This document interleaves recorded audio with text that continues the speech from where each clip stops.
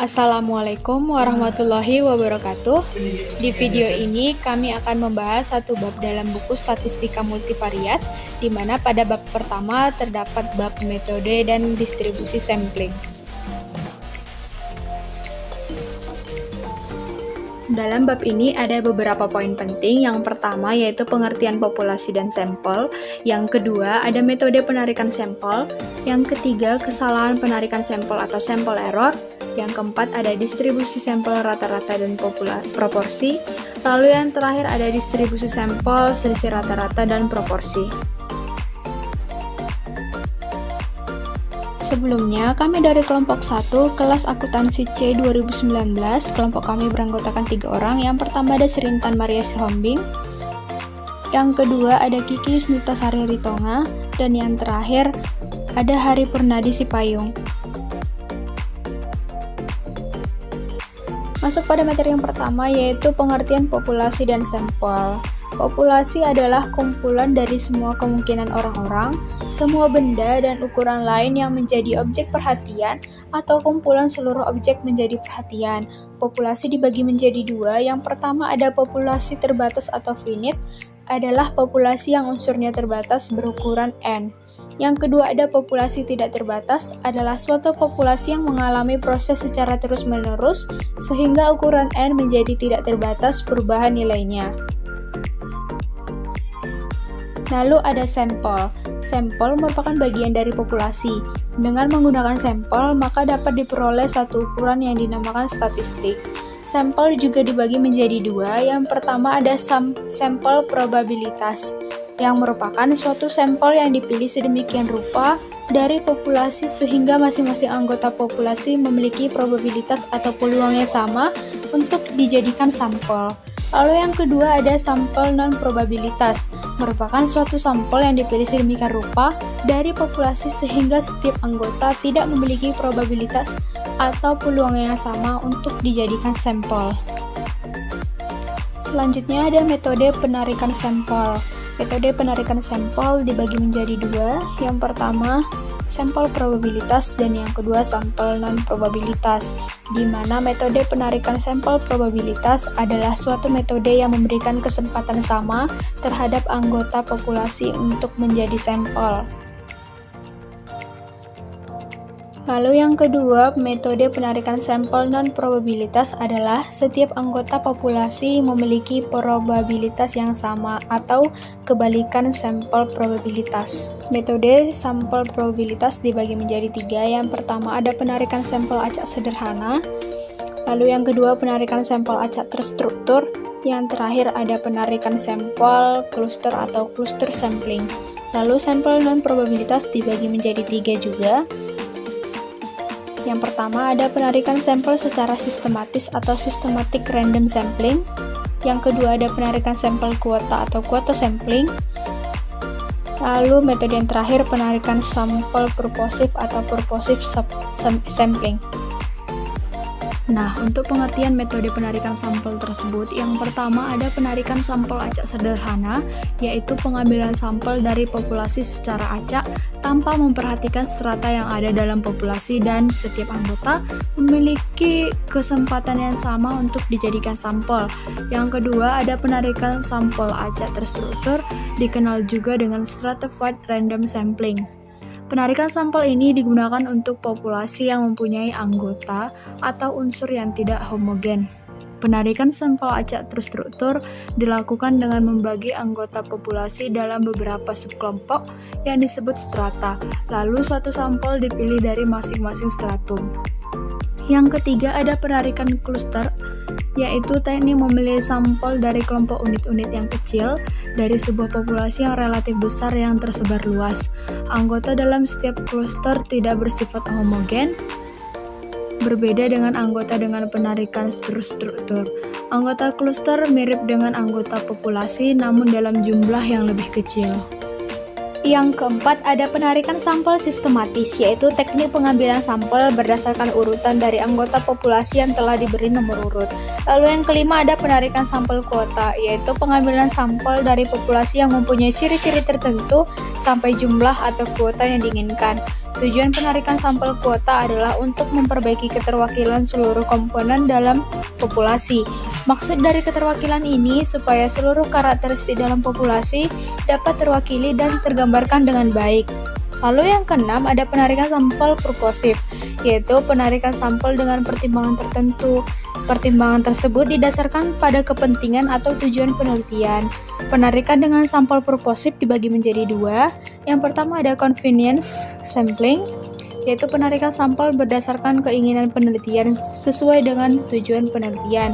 Yang B ada judgment sampling, yaitu penarikan sampel berdasarkan penilaian terhadap karakteristik anggota sampel yang disesuaikan dengan tujuan penelitian. Metode ini biasanya dilakukan untuk penelitian yang bersifat kualitatif. Lalu ada kesalahan penarikan sampel atau sample error. Statistika induktif berhubungan dengan usaha menarik kesimpulan tentang populasi berdasarkan analisis sampel.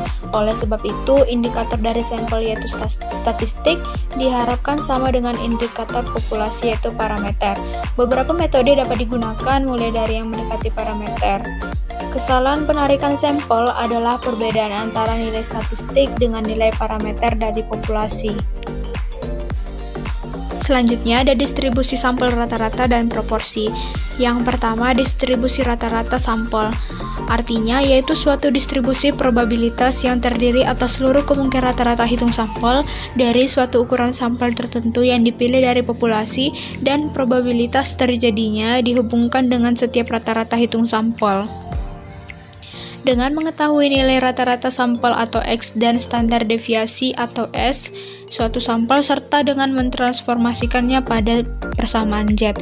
Hal tersebut dapat dilakukan karena distribusi sampel rata-rata merupakan distribusi normal dengan rata-rata dan standar deviasi dan dapat ditulis X kurang N. Untuk rumus distribusi sampel rata-rata bisa kita lihat seperti ini, di mana-mana untuk mencari rata-rata dan nilai bakunya rumusnya sama. Lalu kita lihat yang berbeda itu di bagian standar deviasi. Nah, untuk populasi tidak terbatas rumusnya adalah standar deviasi distribusi sampling rata-rata sama dengan standar deviasi populasi per akar N. Lalu rumus standar deviasi untuk populasi yang terbatas, maka standar deviasi distribusi sampling rata-rata sama dengan standar deviasi populasi per akar N, lalu dikalikan dengan faktor koreksi. Yang kedua, ada distribusi sampling rata-rata populasi. Di samping terdapat distribusi sampling rata-rata, terdapat juga distribusi sampling proporsi. Kata proporsi menunjukkan persentase, yaitu proporsi dikali 100% dari sesuatu bagian atau unsur terhadap total bagian atau unsur. Dalam kehidupan sehari-hari, kita sering mendengar jumlah karyawan bagian produksi 70% adalah pria. Nilai 70% tersebut menunjukkan proporsi karyawan pria terhadap jumlah keseluruhan karyawan 70%, sehingga dapat disimpulkan bahwa sisanya yang sebesar 30% adalah karyawan wanita. Seperti halnya pada penggunaan distribusi sampel rata-rata, pada sampel proporsi juga bisa menggunakan pendekatan distribusi normal. Hal ini didasarkan atas dipenuhinya syarat, yaitu bila nilai N, P maupun T kurang P lebih besar dari 5, maka akan mendekati normal. Untuk rumus distribusi sampling proporsi bisa kita lihat seperti gambar ini. Yang pertama, standar deviasi populasi sama dengan probabilitas populasi dikali 1 kurang probabilitas populasi per sampel. Nah, rumus ini digunakan jika populasinya tidak terbatas. Lalu bagaimana jika terbatas? Maka rumus ini dikalikan dengan faktor koreksi. Juga bisa kita lihat untuk mencari nilai Z, yaitu probabilitas sampel dikurang probabilitas populasi per standar deviasi populasi. Dapatlah nilai Z-nya. Lalu ada distribusi sampel selisih rata-rata dan proporsi. Distribusi sampel selisih rata-rata dan proporsi adalah suatu distribusi dari dua atau lebih populasi. Maksud dari distribusi selisih adalah untuk membedakan karakteristik satu populasi dengan populasi yang lain, apakah sama ataukah berbeda. Ada yang dinamakan dengan faktor koreksi populasi terbatas. Untuk populasi yang sifatnya terbatas, biasanya dengan jumlah sampel N kurang dari 5% populasi, maka perlu dibuat penyesuaian untuk standar deviasinya. Lalu ada juga yang disebut dengan dalil tengah. Apabila dalam sampel kita mempunyai nilai rata-rata X dan standar deviasi S, maka nilai X akan terdistribusi secara normal yang dapat dinyatakan dengan X kurang N, yang dapat diartikan bahwa nilai X terdistribusi secara normal data dan varian S. Mengapa kecenderungan sebuah distribusi menuju distribusi normal menjadi sangat penting? Hal ini didasarkan pada nilai batas tengah yang merupakan salah satu dalil penting. Dengan kata lain, untuk sampel berukuran besar dari populasi yang berasal dari distribusi probabilitas normal. Dengan demikian, apabila diketahui nilai rata-rata dan varian sampel, maka dapat memudahkan untuk menarik kesimpulan tentang parameter populasi. Masuk kepada contoh soal, seorang manajer investasi Agustini Hamid dari Mitra Investdana memberikan syarat untuk 6 saham lapis pertama dibeli 0,33 sedang ditahan 0,67 pada minggu terakhir Agustus 2003. Apabila seorang investor mempunyai 100 lot, berapa peluang lebih dari 40% sahamnya akan dibeli? Maka untuk penyelesaiannya, pertama kali proporsinya sama dengan 0,33. Maka untuk mencari standar deviasi proporsinya, P dikali 1 kurang P per N, yaitu 0,33 dikali 1 kurang 0,33 per 100. Dapatlah hasil standar deviasi proporsinya 0,05. Maka untuk mencari nilai Z-nya sama dengan 0,4 dikurang 0,33 per 0,05. Dapatlah nilai Z itu 1,48. Lalu peluang jika X-nya lebih besar dari 0,5 sama dengan peluang jika Z-nya lebih besar dari 1,48 sama dengan 0,5 dikurang 0,4306. Dapatlah hasilnya 0,0694. Maka peluang lebih dari 40% sahamnya akan dibeli sebesar 6,94%. Soal selanjutnya, ada Setro mempunyai kegiatan dalam pembinaan UKM. Pada tahun 2003, ada 950 unit UKM binaannya dan mempunyai rata-rata pendapatan sebesar 3 juta per bulan, dan standar deviasinya ada 1,2 juta. Departemen Koperasi dan UKM ingin lebih membantu Setro, oleh sebab itu, akan mensurvei 45 unit UKM dari binaan Setro. Berapa probabilitas dari sampel yang diambil terdiri dari UKM yang memiliki pendapatan rata-rata di bawah 1,5 juta rupiah. Maka untuk penyelesaiannya, diketahui populasi sebesar 950, sampelnya 45, jadi proporsinya 45 per 950 sama dengan 0,047, di mana lebih kecil dari 0,05 maka merupakan populasi yang tidak terbatas. Maka untuk rumus standar deviasi populasinya bisa kita lihat sama dengan standar deviasi per akar N, yaitu 1,2 per akar 45. Dapatlah standar deviasi populasinya adalah 0,18.